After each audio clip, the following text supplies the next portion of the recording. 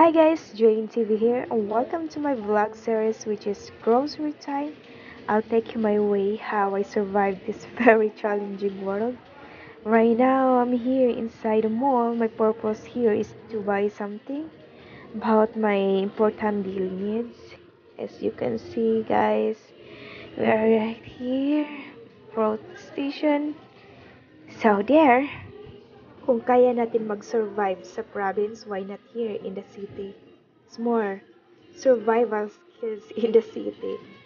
So guys, meron tayong bibili nito. Bibili ako ng gusto ko. And of course, kailangan mag-budget-budget kasi, konti lang.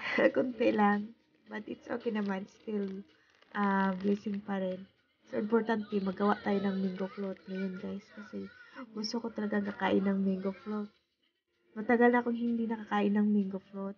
Tapos, yun. Ito pala yung outfit ko, guys. Balot na balot ako this time. Tapos, so, meron akong 2,000 here. And I hope na hindi malampas po ng 2,000 yung mabili ko here. Kasi, yan, kailangan ko din na maghanda ng food good for 1 month po. Parang something budget talaga. So, dito sa city, alam niyo na hindi pa ako nakapagtrabaho. Actually, meron na po akong laptop. Yes, on the way na po. And then, ang problema ko ngayon is yung inupahan ko. Actually, merong internet connection. And internet connection. So, nagbabayad ako ng internet connection. I pay 400 pesos guys monthly sa kanilang internet connection. But my problem is yung internet connection ay hindi makapasok po sa room ko. And then yung room ko is something, ako lang isa kasi umalis yung kasama ko. Actually, bid spacer po yung kinuha ko. So, I will explain it to you guys, no. Voice over lang to siya, pero, ayun, yung ginagawa ko ngayon, yun, nagbili ng mga kailangan. Mga kainin, talagang minsan nasasad din ako kasi the time na bibili ako ng pagkain ay kinakain din ng mga daga. Hindi po, literal po na daga talaga kasi yung room ko is maraming mga daga. Yung mga rats, as in. So, pero tinitiis-tiis ko lang kasi ganoon talaga. Hindi tayo makahanap ng murang boarding house, guys. Sinadya ko pala to kahit ayun, maraming daga. Tapos, hindi masyadong maganda. Pero, without complaining, guys, no, hindi na ako magko-complain dyan. As long as I have a room to stay, it's okay na sa akin. Tapos ako makabili ng mga pagkain. So, yung mga pagkain nino para alam niyo na nandito ako sa Cebu City. Tapos, yun. So, gusto ko nang magtrabaho. Like, I'm prepared na po magtrabaho. But, the kind sa trabaho ko kasi yung nature na gusto ko is yung freelancing. So, meron akong laptop, guys. The reason why I buy this laptop kasi yun nga, mag-freelancing ako. And then, tapos na po ako sa training. Tapos na sa VA. Tapos na ako sa training. And then, yun, it's time to, yun, i-broaden yung skills. And then, yun. Dito is very challenging kasi independent lang ako talaga. As in, independent person. Yung tipong, wala. Yun, inaasahan ko lang yung sarili ko. Like, nagagawa ng content. So, nagpuyat gawa ng content. Minsan din guys, nai-stress din ako sa paggawa ng content kasi kailangan na ganito, ganito. So, yun.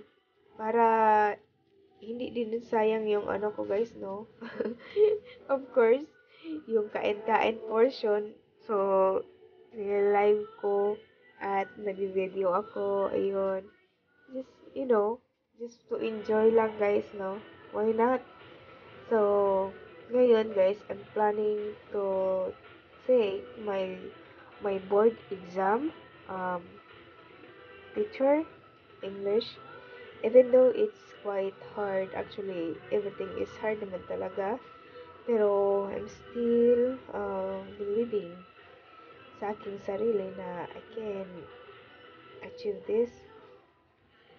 Tapos, ayun guys, no, yeah, very challenging kasi alam niyo naman na wala akong, meron akong sister, big sister, but not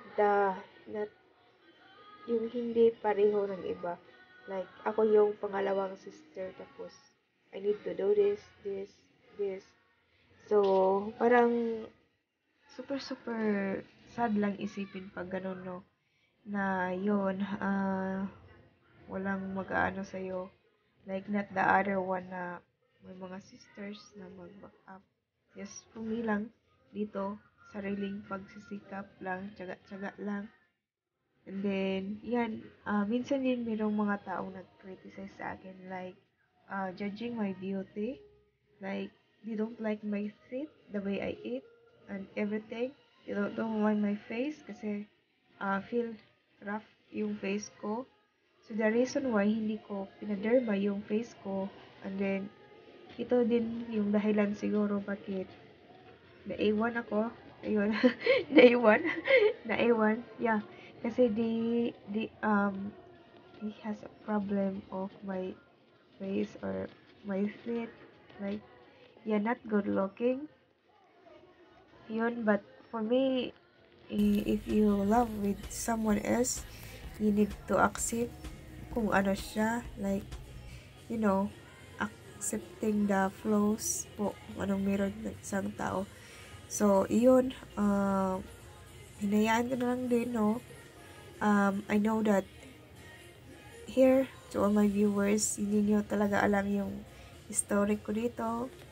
Like, you know, kasi hindi ko siya pina-public because I know na there are a lot of people there na yun, judging, and then yeah. So ngayon, nandito ako sa Cebu City again just to take a best opportunity talking about my house project. Yeah, kunting kimbot na lang guys, matatapos din yun. But my top priority right now is my profession and my career here. The reason why I'm here again in Cebu City, and of course I'm a way of settle down myself. So no matter what will happen in this journey, I will still taking care of my family and everything. I will try my best to work hard. I'll make it sure that my future man will not having a problem with my family. So I'm the one who will take the responsibility. It's between me and my family only. I started working at the age of 12 and I got early maturity. So in terms of work, and then here talking about life, about how to survive, how to be strong, and how to be brave in handling different kind of situations like job, family, friends, relationship, etc. This is the real life of being a achiever person. So ngayon, nandito naman ako ulit sa aking another which is looking forward about my profession. Kung guys, titingnan ko lang kung ano yung mga gawa ko kasi on the way na po yung filing ng board exam. Hindi ko alam kung magkano po yung filing and everything. So ngayon ay talagang hindi ko pa alam kasi the reason why I'm going to sell my FB page kasi mag-take ako ng board exam, but hindi ako anong tawag nitong magre-review center. So mag-self-review lang ako.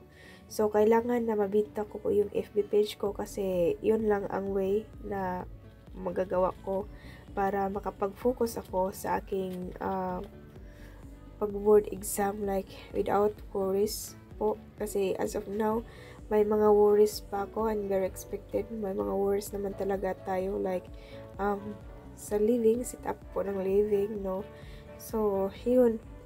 You need to feel comfortable with it. So, yun lang ang tanging pag-asa. Kaya, guys, yung FB page ko is isi-sell ko siya since gusto kong mag-focus lang sa YouTube muna, sa YouTube at saka sa TikTok kasi soon mag-affiliate marketing din ako sa TikTok, and then here sa YouTube mag-focus ako, and then ito sa FB page yun gusto ko siyang i-sell kasi yun meron din akong kapatid na kailangan niyang mag-enroll again kasi sayang din yung years na hindi siya makapag-enroll sa college. So, yun, mag second year college na siya. So, walang pan-enroll din. So, yun, nakapag-decision ako na why not ibibinta ko na lang yung FB page ko. And then, para naman makapag-focus ako sa isang bagay na kailangang i-focus. And then, yun. And then, the same time, mag-i-start din naman ako mag-work. And then, one thing is, I need to help my brother para hindi masayang yung year na magsi-second year na siya, no? Sa kanyang pag-aaral. And then, yun. Si Rose din meron ng 1 year pero she has already a family, new family, and then, yeah, still pa rin nag-aaral siya. So, ngayon yung cover ko is yung mga siblings na which is nasa, yun, natira pa sa mother ko, like, you know, I have a siblings left. Let me count it. 1, 2, 3, 4. Yeah, I have 6. Because we are 9. I have 8 siblings. Overall 9. So, basketball team family, right? We're still a solid family. So, Quintero family is a solid family. Kahit bahaan pa, hindi yan magkakahiwalay. So, nag-grocery talaga ako, no? Para hindi naman ako magutom. And I need to have a full energy kasi marami tayong gagawin, guys, no? Full energy as a mastermind of my family. So, yung budget ko ngayon is 1,000 lang ha, 1,000. Sana hindi to abot ng 2,000 kasi 1,000 lang yung budget ko ngayon. Ito, Nabisco, tambal sa ulcer. And then, yun. Tapos, what is this, guys, no? Yung mga important as a woman, Cheres. Yung mga kagamitan as a woman. Yung hirap pala na maging babae, no? So, ayun guys, no, sa mga willing magbili ng aking FB page, just contact me this number. And then, yeah, if you want to reach out my FB account here, or send me a message on my FB page, Jane TV.